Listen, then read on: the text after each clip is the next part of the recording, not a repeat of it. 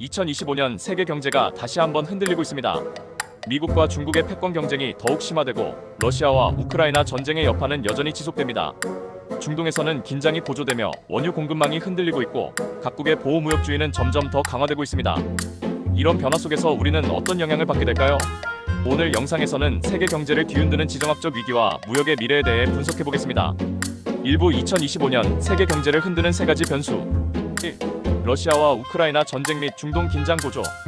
우크라이나 전쟁이 시작된 지 3년이 지났지만 상황은 여전히 해결되지 않고 있습니다.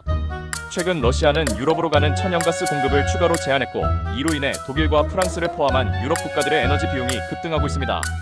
기업들은 높은 전력비 부담을 견디지 못하고 생산량을 줄이거나 일부 공장을 폐쇄하는 상황입니다. 실제 사례: 독일 자동차 기업 생산 비용 증가로 전기차 가격 인상, 프랑스와 이탈리아에서 산업 전력 사용량 감소, 여기에 중동의 긴장까지 더해졌습니다. 최근 후티 반군이 유조선을 공격하면서 유가가 다시 급등했습니다.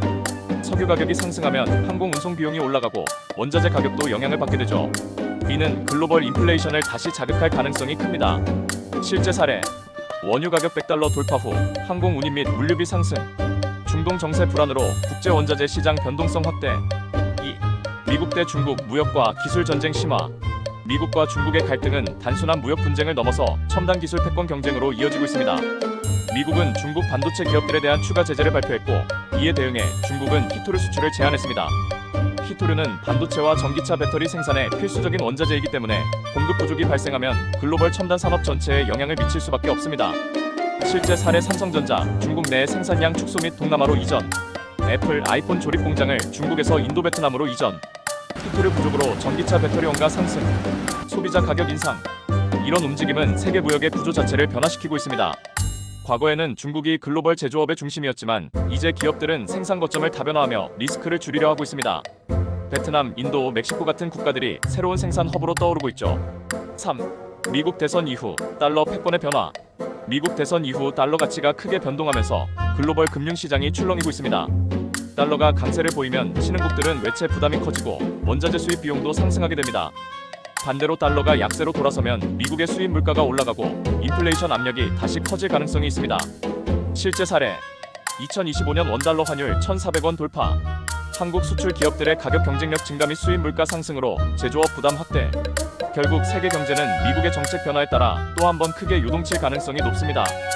2부 글로벌 무역의 변화, 우리는 어떻게 대비해야 할까? 그렇다면 이런 변화 속에서 기업과 개인은 어떻게 대응해야 할까요? 기업들은 공급망을 다변화해야 합니다. 삼성, SK, 현대. 동남아 및 인도 시장 확장. 미국과 중국 사이에서 기술 협력국으로 포지셔닝. 개인들은 환율 변동에 주목해야 합니다. 원화 가치 하락 시 달러 자산 비중 조절.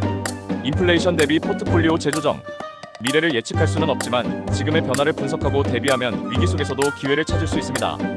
세계 경제는 점점 더 예측하기 어려워지고 있습니다. 하지만 변화를 미리 알고 대비한다면 위기 속에서도 기회를 찾을 수 있죠. 다음 영상에서는 AI가 무역을 지배한다. 기술 혁신이 글로벌 무역에 미치는 영향을 다룰 예정이니 구독과 알림 설정 꼭 해주세요.